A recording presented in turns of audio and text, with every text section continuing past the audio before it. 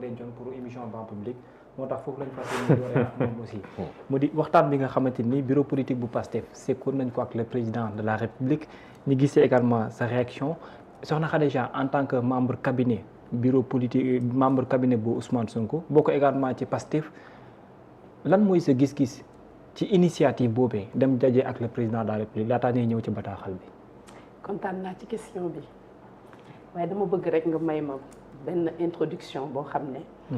jàpp naa ne dina am solo trop ci débat bi. dina ma permettre après mu mën a glisser répondre question bi nga xam ne. posé nga ma ko. comme vous voulez. voilà nga may ma ko. d'accord dafa fekk rek ne dañu toll ci jamono joo xam ne ñu bari dañuy woo. te bu ñu woowee li ñuy waxtaanee ak ñun mën naa ko wax. parce que pour man c'est très important parfois nit di jël ay responsabilités li ñuy waxtaanee ak ñun lan la. madame le maire Khadija da nga nekk ci espace politique. waaw te bu nekkee ci espace politique da ngay xam ne c'est un jeu da ngay xam ni da nga war a def stratégie da nga war a calculer bu bari li ngay wax ndax ëllëg war nga mën a am loo xam ne mën nga ko tirer ci benn situation wala quelque chose comme ça gis nga su ma déggee genre réflexion yooyu damay xam ni li nga xam ne tey ci la ñu dugg ñun politique. doy na waar lool waaye daf ñuy replonger waat aussi ci suñu ay fondements yi nga xam ne moo ñu dugal ñu nit ci politique mooy faire la politique autrement. et dire que on n'est pas obligé d'être am yenn jikko yoo xam ne xëy na de tout le temps noonu lañ daan jàppee les politiques pour mën a exister et que on peut exister différemment et ça me permet aujourd'hui de pouvoir peut-être dire que les valeurs yi nga xam ne moo tax ñun tey ñu dugg PASTEF di reconnaître nag avant tout comme un militant de PASTEF de la première heure di reconnaître suñu bopp dans le projet politique de PASTEF et di reconnaître suñu loyauté à Ousmane Sonko moo tax lépp lu nga xam ne dafa ñoŋal suñu parti dañuy am sañ-sañ wax ci suñu xalaat donc lii nga xam ne tey posé nga ma ko comme question je pense que lu normal la le bureau politique rencontrer un militant de PASTEF parce que nag le président de la République je pense que ñëpp xam nañ ni c'est un président d'honneur même de PASTEF militant la donc suñ ko demee seeti lu jaadu la li fa xew nag ba ñu waxtaanee ko it defe naa lu jaadu la ndax processus bi ñu nekk kenn umpalewul ni ci 10 derniers jours yi PASTEF moo faire l'actualité de ce pays jàngat bu njëkk bi ma ci def mooy nous sommes le seul parti de ce pays parce que en quelques jours on ne parle que de PASTEF de haut en bas de fond en comble foo dugg ci Sénégal rajo boo taal télé boo taal PASTEF la ñuy waxtaanee kon ça veut dire que nous sommes ce Sénégal nous sommes le parti majoritaire dans ce pays bu nag bureau politique bi demee waxtaan ak le président de la République génn waxtaan ak militants yi li ci xew yëpp ñëpp xam nañ ko et je pense que tey jii ça fait moom moo nekk ci devant de la scène PASTEF son bureau politique la situation de notre parti te liñ ci war a wax nañ ko comme ni nga ko waxee sànq jàpp nañ ni ñun les militants de PASTEF nous sommes le projet ñun les militants de PASTEF kenn ëppalewuñu ci PASTEF parce que nous sommes des actionnaires de ce parti kon nag suñu bureau politique tamit lépp lu mu wax dañuy am sañ-sañu prononcé wu ci wax ci suñu xalaat jàpp ni sénégalais yi xam nañu tàmm nañu gis dans notre parti suñu waree débat dañuy am débat d'idées suñu d'accord yi suñu biir ñu d'accord suñu d'accord yi nit ku ci nekk wax ci sa xalaat. Justement wax nga ne yéen ñenn a nekk au devant de l'actualité parce que vous êtes le seul parti mais est-ce que loolu est-ce que nekkul ne dañu dund situation boo xam ne nii yéen ñenn ñu waxoon ne que Sonko mooy Diomaye Diomaye mooy Sonko fu mu toll ñu tàmbalee gis mel ni Sonko jël na yoonam Diomaye jël yoonam soit wàllum politique laay waxee est-ce que nekkul looloo tax mu tiital ñu bari ba mu nekk au devant de la scène comme ni nga ko waxee. en tout cas li ma xam moom mooy nous les patriotes du Sénégal li ñu leer mooy nous sommes de PASTEF ci ligne directive bu PASTEF la ñu nekk man de Khadija Mahécor sama bopp laay wax te xam naa ne li may wax c'est valable pour des millions de Sénégalais yoo xam ne de 2014 à maintenant ñu ngi dugg en masse dans PASTEF Ousmane Sonko rek la ñu topp kon nag man dama koy wax di ko réitérer di feddaliwaat nag sama loyauté au projet de PASTEF à Ousmane Sonko à la ligne directive de PASTEF donc lépp li nga xam ne Ousmane Sonko wax na ko loolu laa wax lu Ousmane Sonko waxuma ko parce que dans notre parti dañu am un leader charismatique qui est Ousmane Sonko te lépp lu mu nas ne loolu la jëmale PASTEF fa lañ ànd donc tey je considère que nous sommes des patriotes et que Ousmane mooy suñu leader te Ousmane bu nekkee suñu leader lu mu wax loolu la ñu wax lu mu waxul waxuñu ko. ce leader bi mu waxee le 8 le président d'honneur du parti dafa jël beneen direction loolu yow politiquement nan nga fay percevoir. non du ma ko percevoir noo xam ne dina ma mën a neex parce que nag je pense que le 8 avant sax nag le 8. parce que tamit bu ñu jël yëf yi commencé ko le 8 nañ jël avant le 8. le président Ousmane Sonko dafa génn def benn déclaration jox ñu rendez-vous le 8 le 8 bi mu jotee mu ni ñu woon dina am avant pendant et après avant le 8 defe naa ñëpp gis nañ effervescence bi nga xam ne moom la ñu organiser suñu meeting tous les patriotes du Sénégal regroupés wu au stade pour véritablement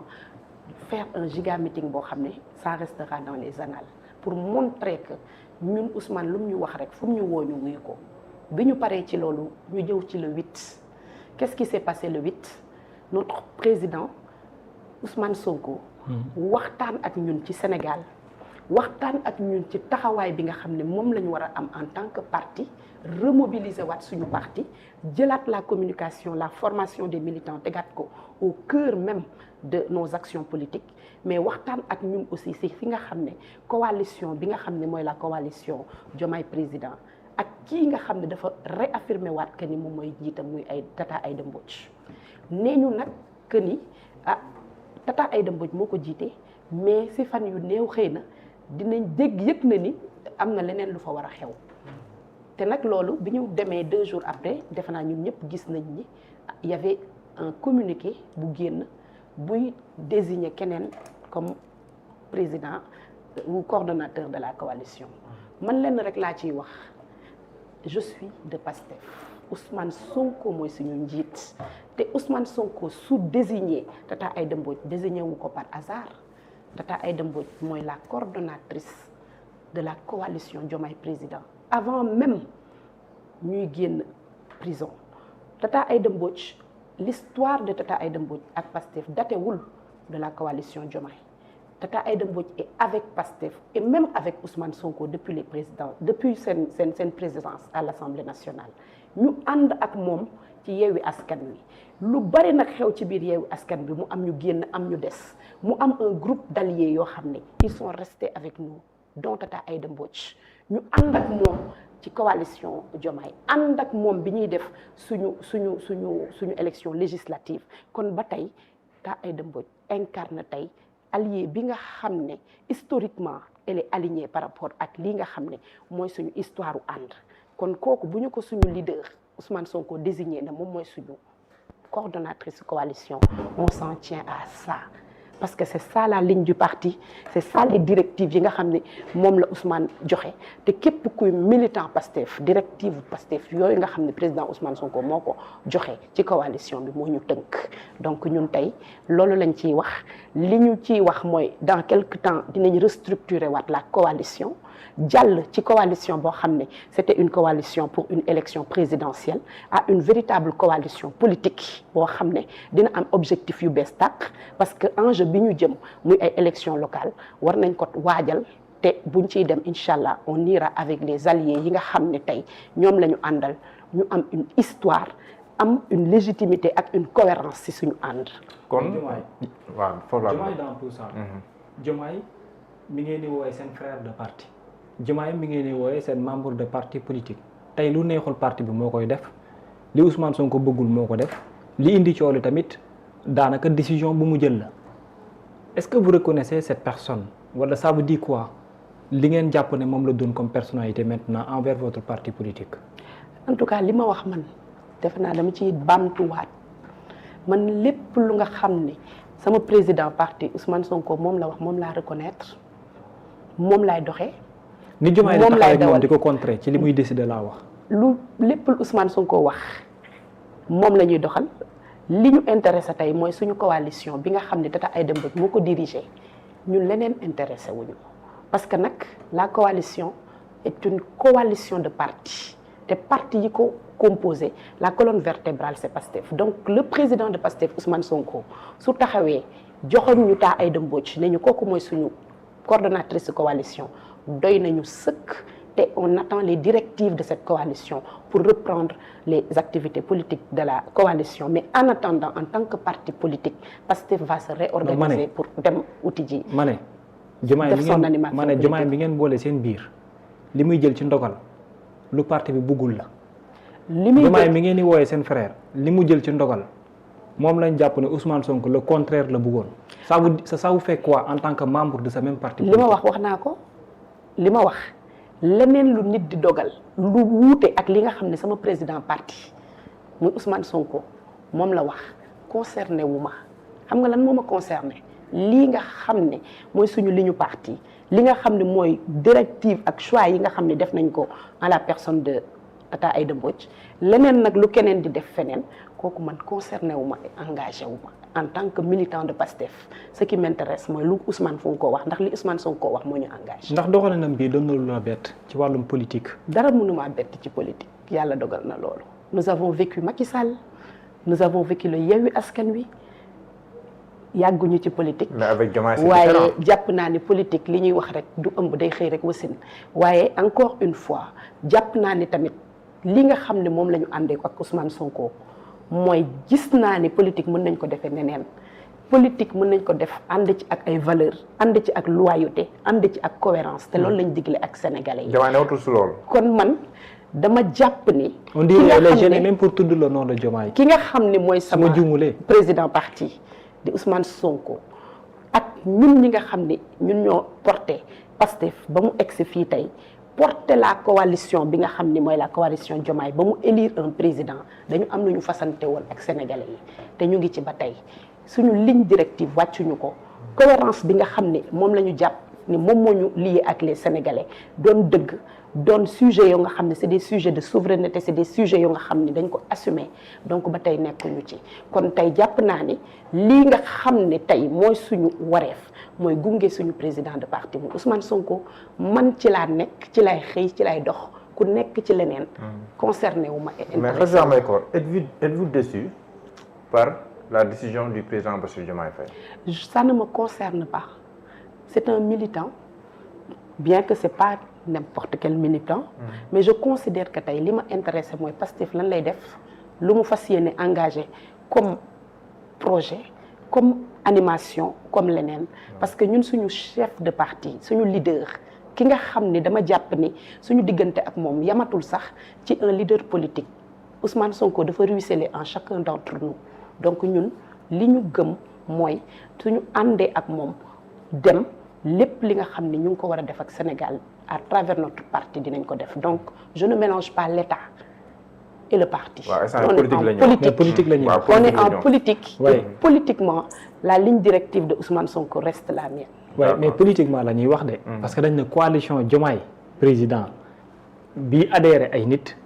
lu bare ba dinañ ci ñëw quoi boobu ci beneen côté. mais ci communiqué bi. waaw mais ci communiqué bi tamit. lan moo tax nga waxee ni mel torchon. très bien lu tax nga waxee communiqué noonu bi bureau politique bi génnee bi coow li jógee ñu naan lii leen fa wax waxuñu fa lii coow li jug.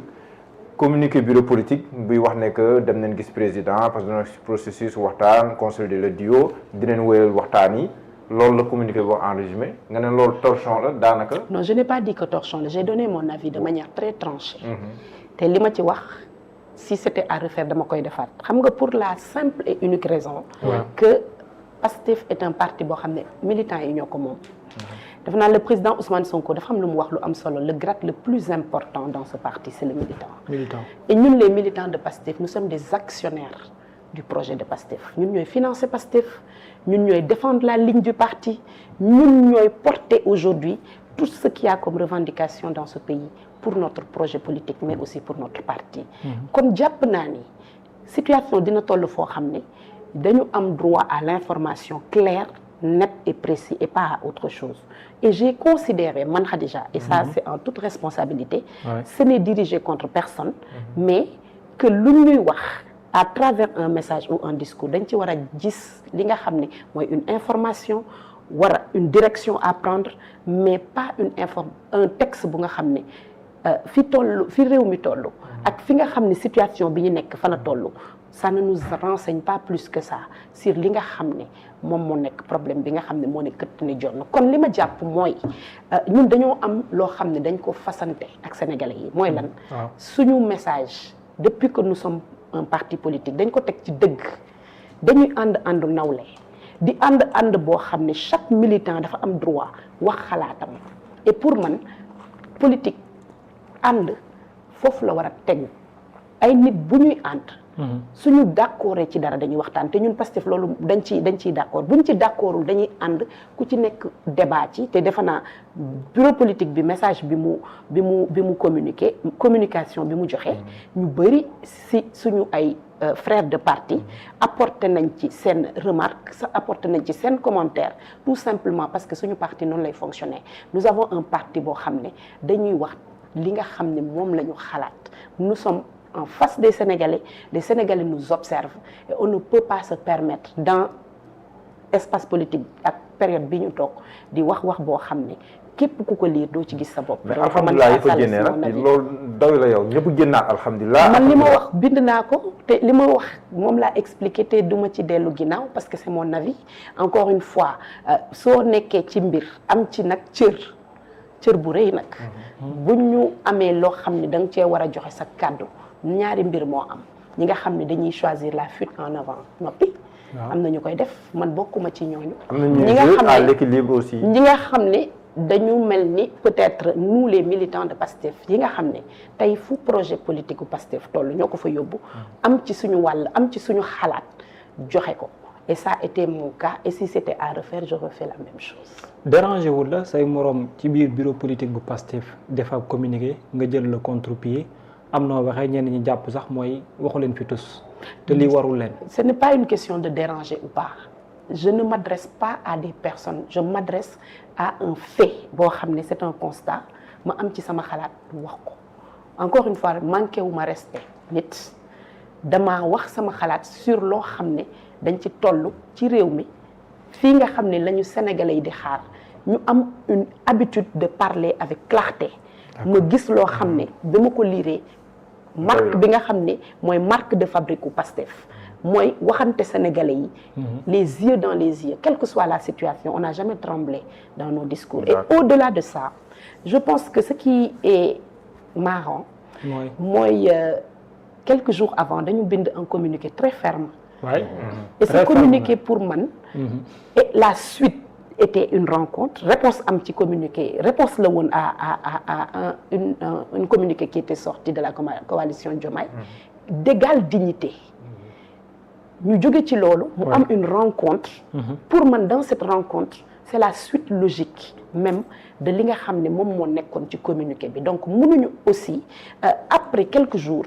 nous sortir un communiqué bu nga xam ne c'est vide pour man par rapport ak li nga xam ne moo ko précédé donc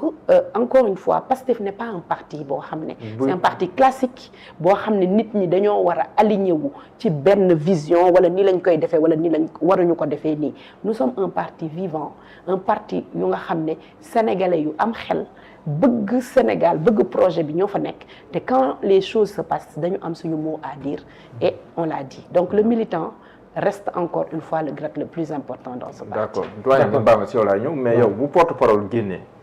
ne alhamdulilah Sonko mooy Diomaye mooy Sonko. ñeneen génn si ndaje boobu noonu wax na que Diomaye moom wax na ne du mës a def Sonko lu ko métti Sonko tam di ko def ñëpp ne alhamdulilah loolu laa doy soxna Khadija. doyuma et j'ai dit que doyuma parce que je pense que les événements yi ci suivre derrière wax na leneen ce que je veux dire mooy on n'est pas encore une fois en face des Sénégalais pour nekk di jouer un jeu boo xam ne il s'agit d'être clean ou de dire que kii wax na lii donc loolu moo nekk encore une fois su ma d'accordul ci dara dama koy wax je ne heurte personne tout simplement parce que suñu façon d'être dans notre parti et au-delà de notre parti la vérité bi nga xam ne moo ñu tënk ñun ñëpp xam na ni dëgg du romb ay nopp su ma déggee dëgg xam naa ko su ma déggul dëgg xam naa ko et je préfère même parfois ne pas lire quoi que ce soit un vide et un blanc moo ma gënal di ma wax loo xam ne ki koy bind gëmu ko donc je ne suis pas tenue de croire en des choses yoo xam ne je n'ai pas d'information encore dama logique ci li ma wax dama ne dañu jóge ci situation boo xam ne dañu am une réponse qu'on a apportée à un courrier ferme li ci tegu nekk une rencontre la suite logique mooy rencontre boobu lañ fa waxtaanee mënul génn ci li nga xam ne moo doon contenu ces deux courriers qui se sont superposés kon bu ñu génnee wax ñu leneen loo xam ne amul benn rapport avec ces deux courriers nous avons le droit de nous interroger par rapport au fait que il y a pas de cohérence et de suite et fi may jeexalee mooy sur cette question parce que c'est très important c'est pas forcément peut-être le courrier qui est le plus important li gën a am solo mooy suñu taxawaay li gën a am solo mooy li nga xam ne moom la ñu tàmmal sëkk ak sénégalais yi en toutes circonstances dañuy wax li nga xam ne ku ko dégg xam ne lii ñuy wax dafa yanu maanaa te loolu mooy suñu kóllëre ak suñu ligne kor bi nga xam ne ci lañ mës a taxawu donc cohérence ak clarté ci fi ñu toll moo mës a nekk si suñu signature donc nañ ko continuer parce que man loolu laa gëm. d'accord doyen yow bi ñu fiy jógee dafa am loo junjoon parce que c'était pour camper le débat. parce que yow bi ñu fiy mujjee dafa am loo junjoon.